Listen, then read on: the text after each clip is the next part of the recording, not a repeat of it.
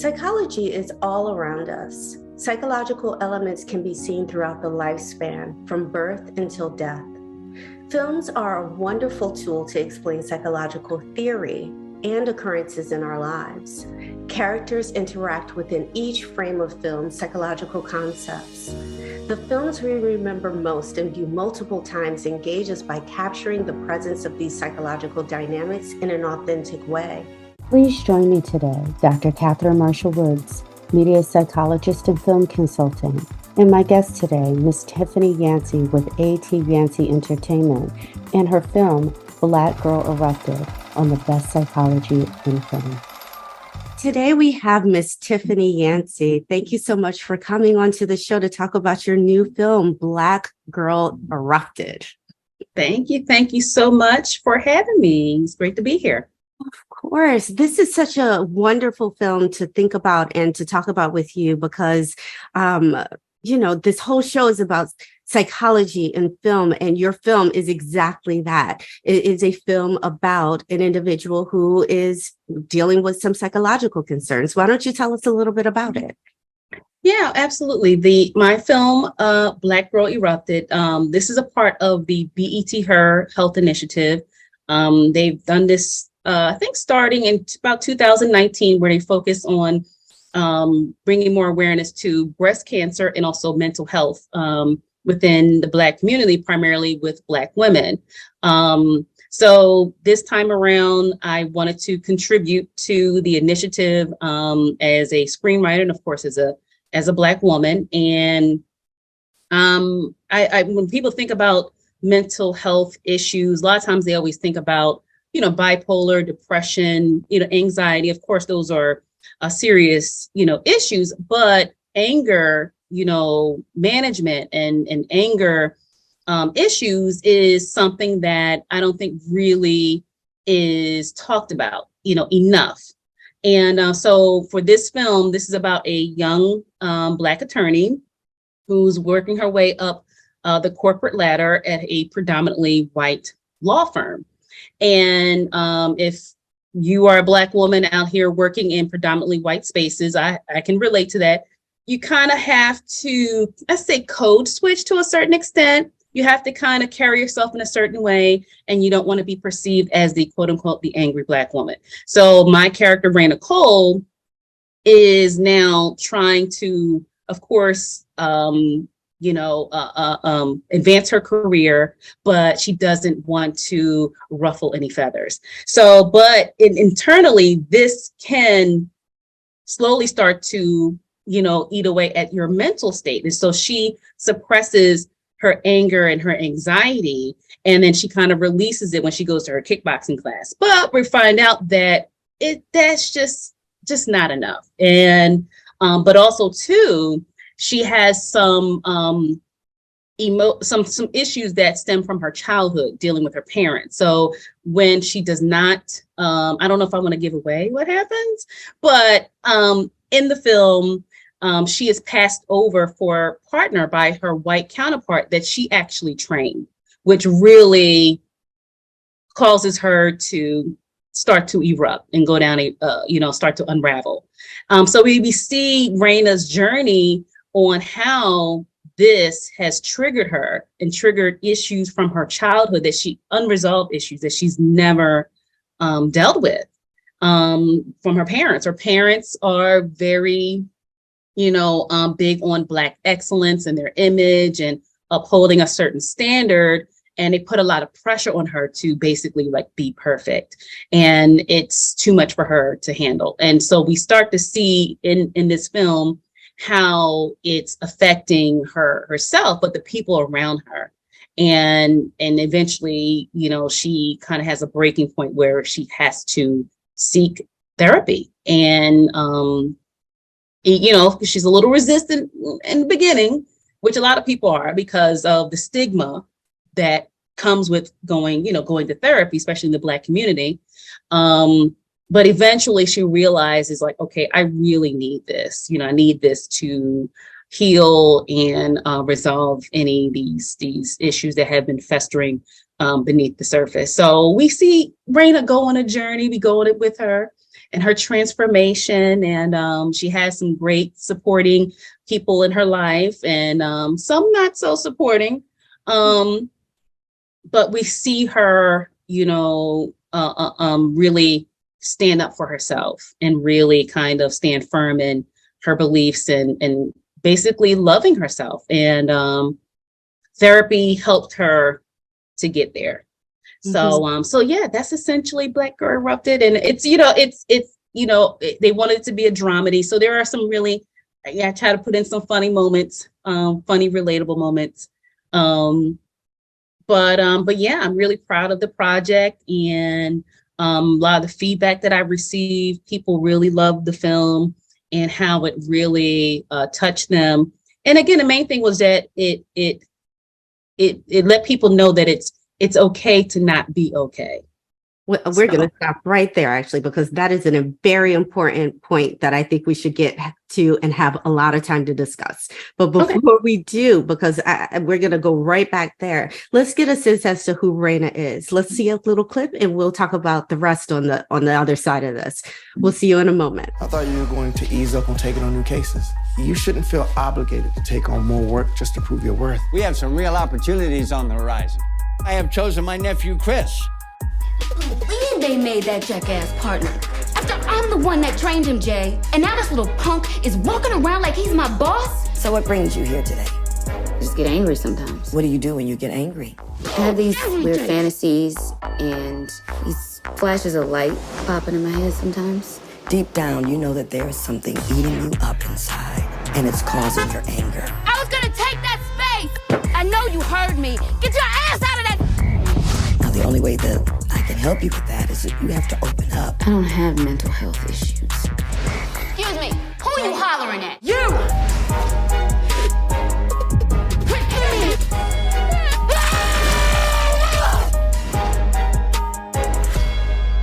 We can see how Raina is gradually getting to a place of erupting, becoming disorganized and emotionally disorganized, we would say, like reactive, shall we indicate, and how you're saying, this is an anger issue, and that, we think about mental health issues being more of these severe mental illnesses, bipolar disorder, anxiety, depression, things of sort, but anger, this feeling can get to a place that is not regulated to the point of creating other issues within one's life. And this is how we find her to be.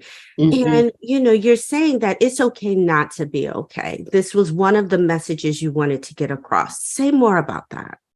Yeah, I mean, I just think that especially within,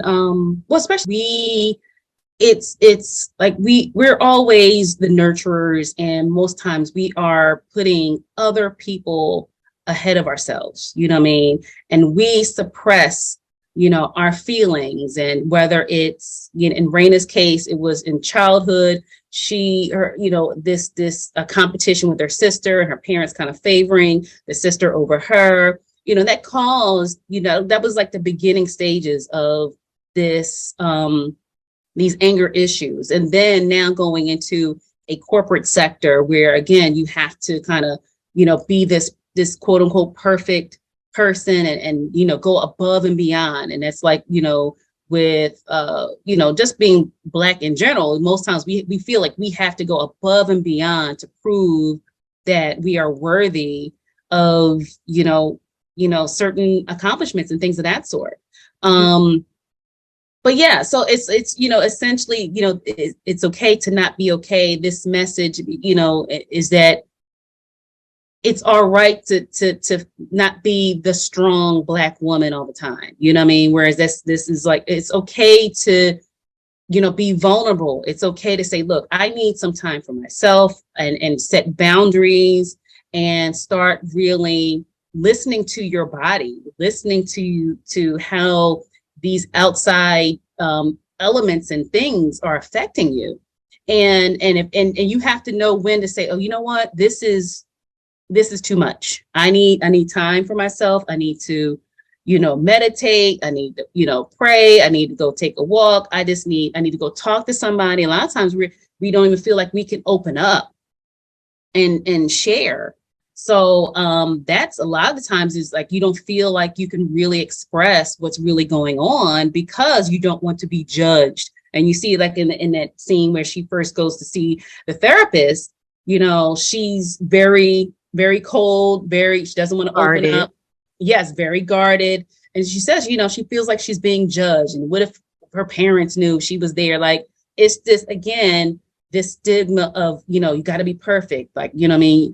Why am I, you know, so, and that's not good. It's not good. So it's, and like I said, if you say that, okay, I need a moment, I'm not okay, you're not being weak. You're actually, you know, that's a strong characteristic to recognize that. Mm-hmm. And more people should definitely do that, because that what happens is you continue to put up this facade, and then like Raina did, she erupts in his head. You have a breakdown, and where it, you know, just she goes over the edge.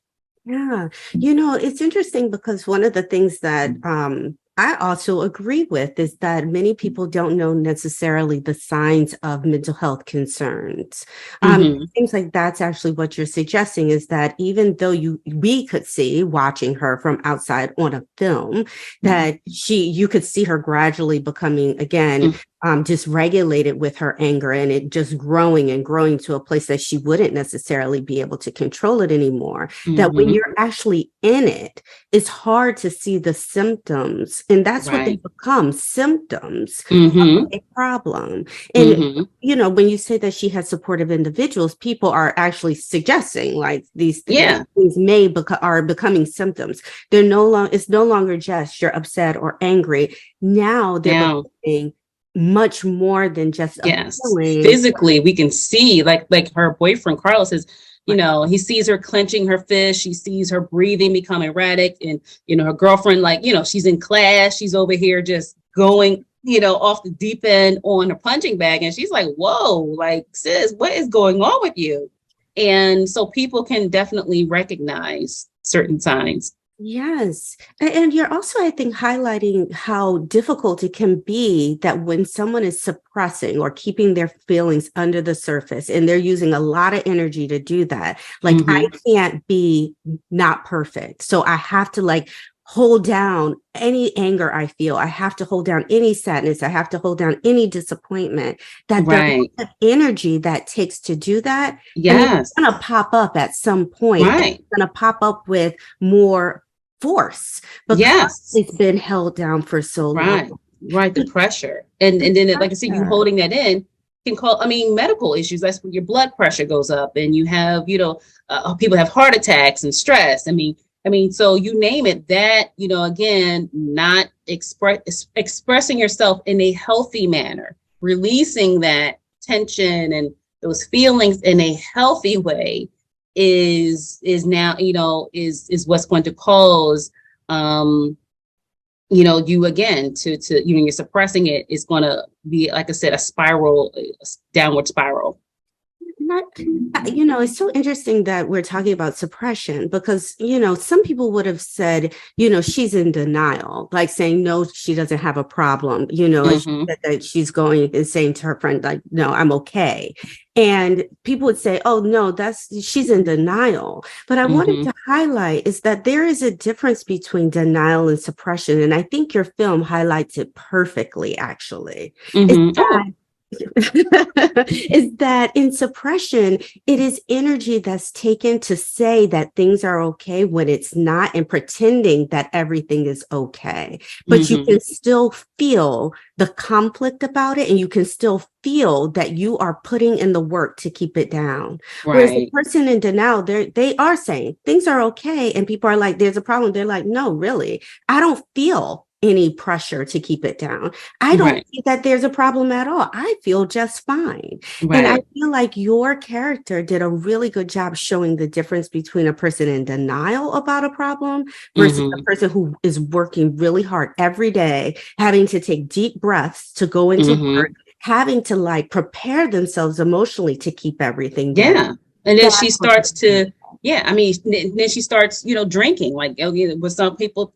Now she's like guzzling little mini bottles, and that is her coping mechanism now, you know what I mean? And it's like, okay, you're not dealing with, again, your issues in a healthy manner. You're now using other vices to do that. And she says that in therapy, you know, it's like, okay, the sex, alcohol, and kickboxing. It's just like, okay, you know, the kickboxing is okay, but the other two, well, the sex could be okay too, but you know, but you know, but if you're using your partner just for that reason, right, that's a problem. Right. Yeah. It's interesting because you said that there was an initiative to be able to do this and you wanted to contribute. And I'm wondering what drove you to have a desire to do so? Well, I mean, as a screenwriter, I primarily, my genre is comedy. But, you know, when they with Mega My Media, they were doing these, they were short films. Focused, like I said, on breast cancer and mental health. And as a writer, naturally, I'm like, I want to contribute to this initiative. I have an idea. I have my own perspective on a story. And I wanted to show my skill set, you know, again, as I am building my writing career and creating a brand and a name for myself. I want people to know my capabilities. So I'm not just limited to just doing, like, my first film was a Christmas comedy called Holiday Heartbreak. Yes. And, but again, I want to show that I am diverse and I can write a story that I can relate to. It's like I said, I'm a Black woman. And that was the whole point of me, you know, in my writing career, is writing stories that are about us, because somebody has to do it. Honestly, like, somebody has to write realistic stories about us. And I was like, well, if not me, then who? You know, and the opportunity is there, I'm going to go for it. And, you know, like the first year I tried to submit, it wasn't selected because it's like a round of, you have to submit your treatment, your concept, and then the executives will choose who they, you know, which one they like. So in like 2021, I submitted, it wasn't chosen, but I was like, okay, let me go back to the drawing board. Let me come up with a different idea, different, you know, unique idea. And I actually submitted two concepts, and they chose this one. And actually the original title for this was called Angry Black Woman. But yeah, so but you know, when it got to the BET level, they were like, we can't use that title, which is I understood, you know, but you know, because of course she didn't want to be the Angry Black Woman, but that was the original title. Even my mom and my daughter, they're like, you don't like that title, you know. But I was like, but if anything, it was going to make people pay attention to, like, okay, what is this movie about? Like, what's, you know, anything that's going to kind of like, oh, wait a minute, Angry Black Woman, what is this? What are they talking about? That was the whole point of me naming it. But, you know, I had to go back to the drawing board and come up with some different titles. And Black Girl Erupted. Actually, if you're familiar with the movie Girl Interrupted. Yes, of course. Yeah. So yes, of course. Yeah. So that was a film that I really enjoyed, and I know the executives, they do like it when you kind of do a spin. So I was like, and honestly, I didn't even think that I didn't like the title. I didn't think it was going to be picked. I was like, I had a whole list of movie titles, and I was like, Black Girl Erupted. I was like, well, let me just throw it in there if they, you know, and then they chose that one. And so you just, you know, you never know. You never know. But yeah, again, I just wanted just to I didn't want to contribute, because I feel like as a writer, it is my duty and my purpose to share our story. So that is why I did it. Well, I have a number of other questions to ask you about this film when we come back, but I know we have to take a quick small break, and we'll be right back.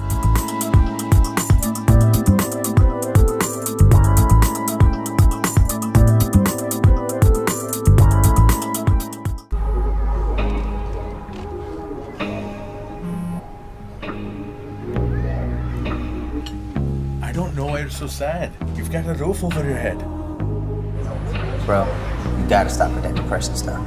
That's a white people thing. Escúchame, en esta casa los hombres no lloran.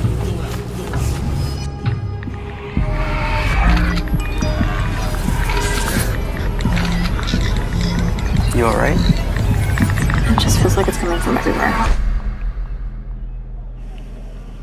Do you want to talk about it? Thanks for hearing me out, bro. Appreciate it. You can talk to me if you're feeling sad. Whenever you need to talk, I'm here, okay?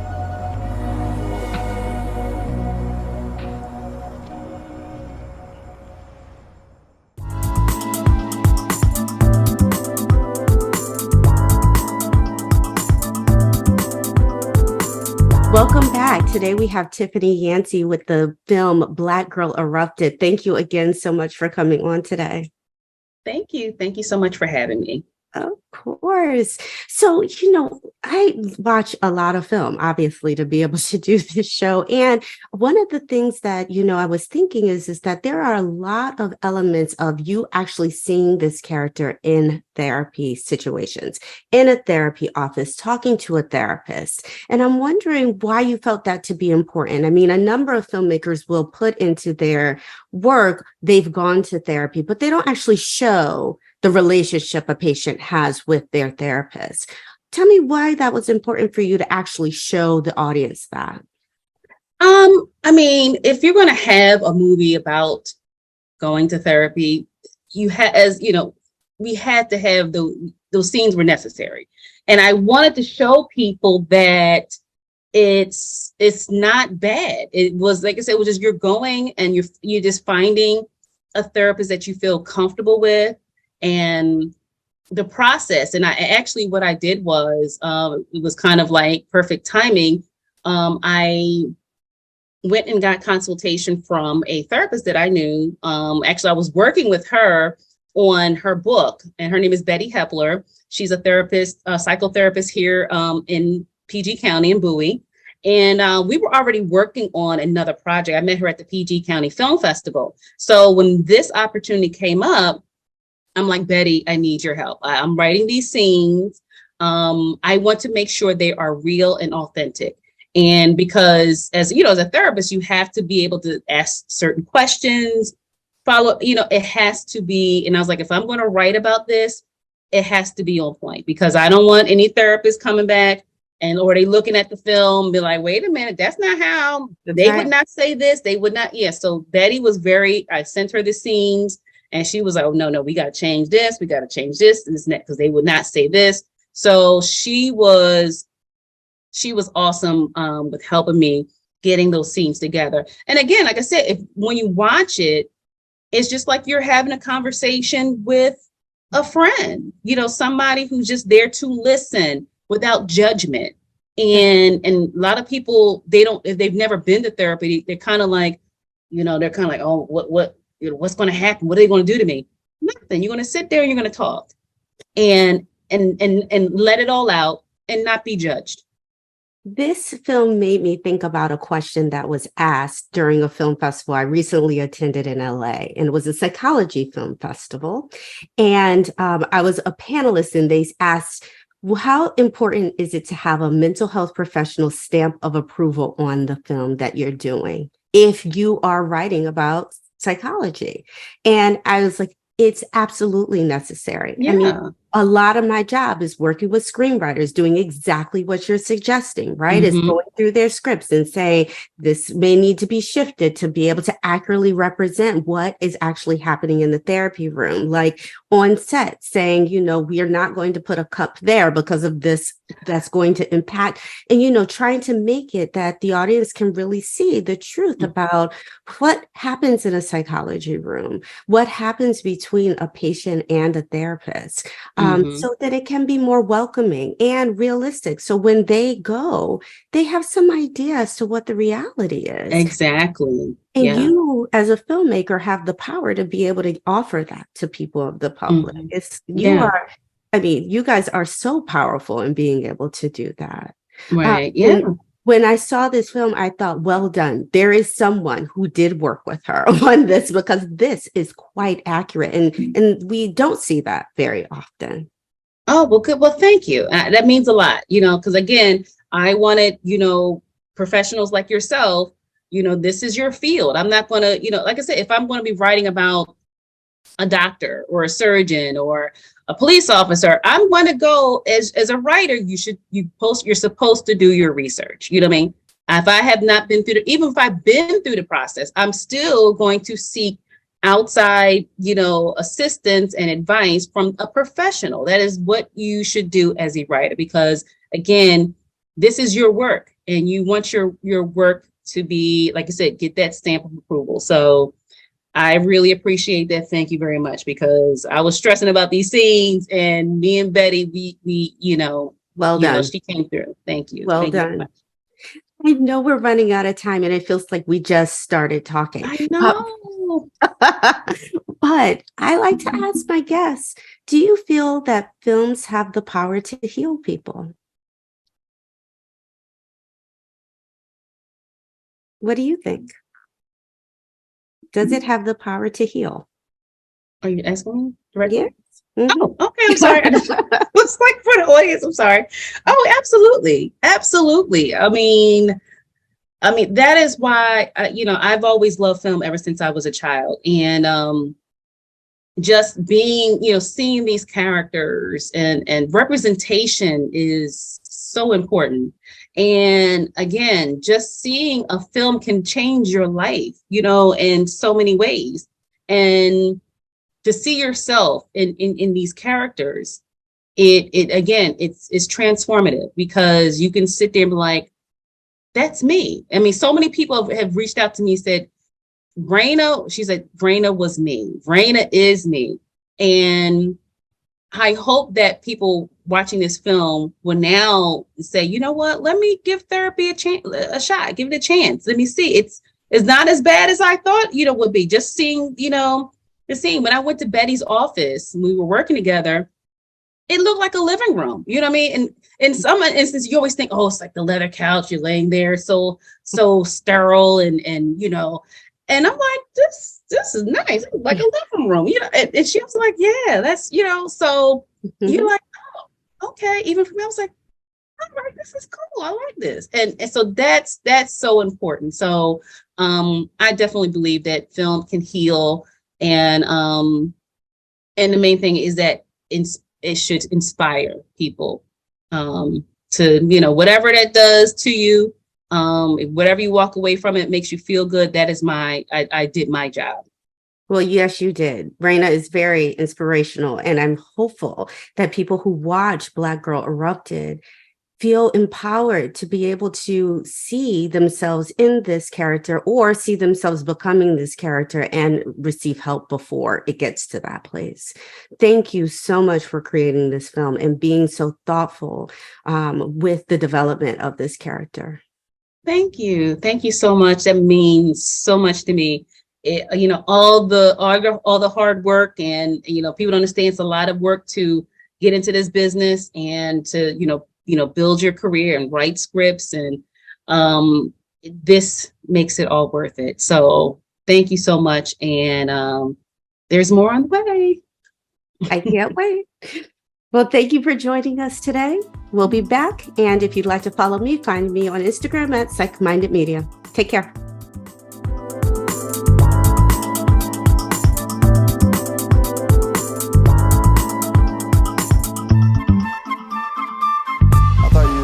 Ease up on taking on new cases. You shouldn't feel obligated to take on more work just to prove your worth. We have some real opportunities on the horizon. I have chosen my nephew, Chris. And they made that jackass partner. After I'm the one that trained him, Jay. And now this little punk is walking around like he's my boss. So what brings you here today? Just get angry sometimes. What do you do when you get angry?